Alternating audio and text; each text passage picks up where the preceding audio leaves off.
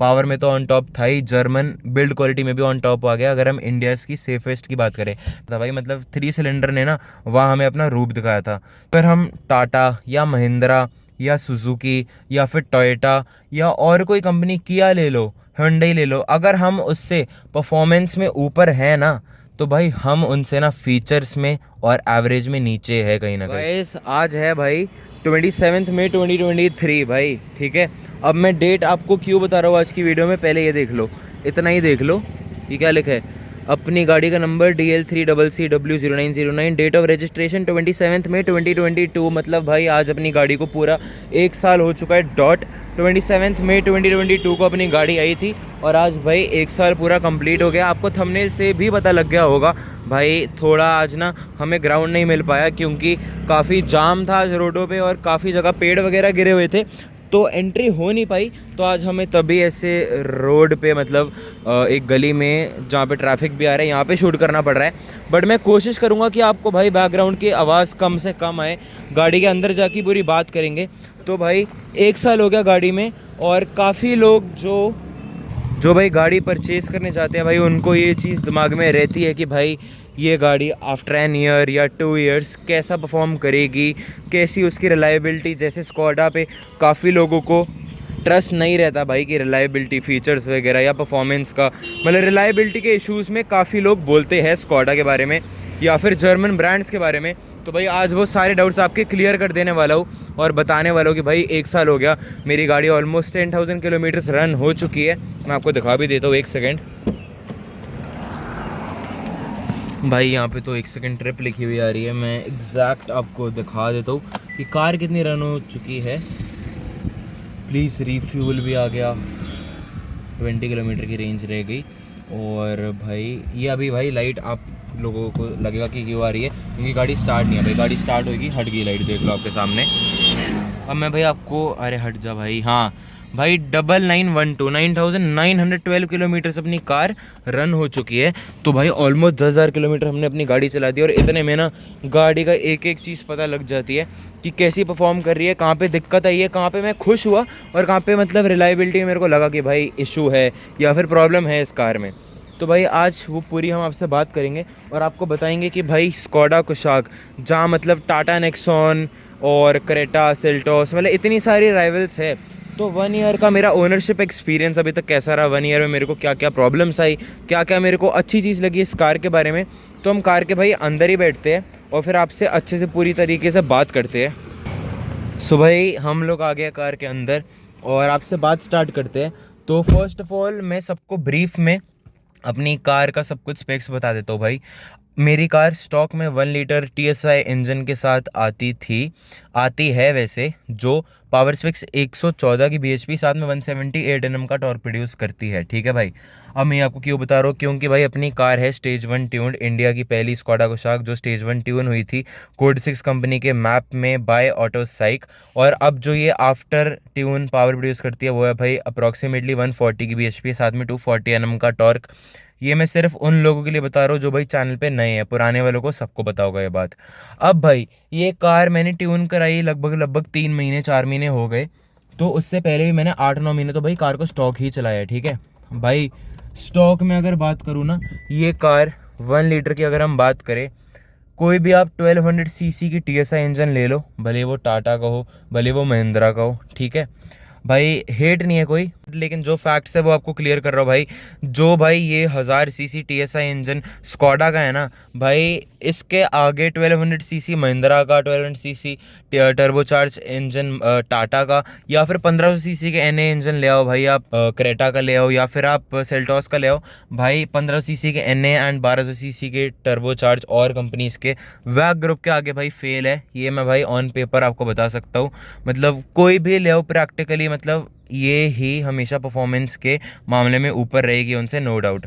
अब भाई इस कार ने मेरे को अभी 1 साल पूरा हो गया, कैसा एक्सपीरियंस दिया भाई, सबसे पहले बताओ पॉजिटिव्स। इसके एक्सपीरियंस बहुत अच्छा रहा, मतलब मैंने ट्यून ही इसलिए कराई क्योंकि भाई ये वैग ग्रुप है भाई, जर्मन है, इनका आफ्टर मार्केट सपोर्ट मॉड्स में, मतलब ट्यूनिंग या फिर परफॉर्मेंस मॉड्स में काफ़ी अच्छा रहता है, क्योंकि इनके इंजन।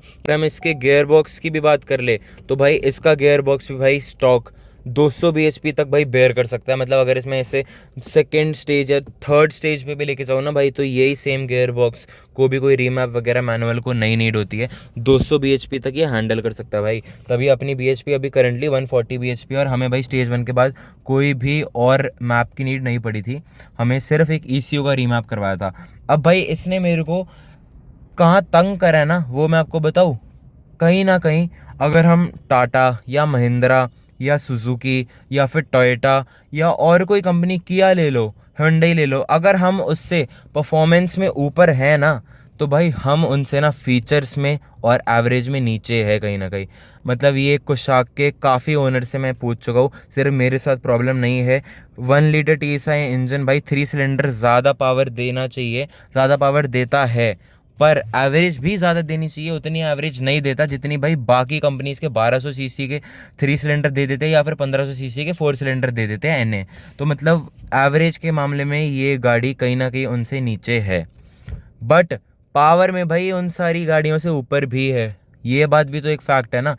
और दूसरी जगह जहाँ इसने मेरे को थोड़ा सा तंग करा या फिर जहाँ मेरे को अंडर पावर्ड फील हुई है, मैं पहले भी अपनी वीडियोस में बता चुका हूँ भाई। एक ही बार इसको हिल्स पे लेके गया अभी तक, ये गाड़ी अभी तक सिर्फ दिल्ली के बाहर एक बार गई है, लैंसडाउन हिल्स पे गए थे हम, तब भाई पूरी गाड़ी लोडेड थी, 5 जने थे हम गाड़ी में, 5 जनों में भाई 3 सिलेंडर दबता है, ठीक है, एंड बूट भी अपना फुल था।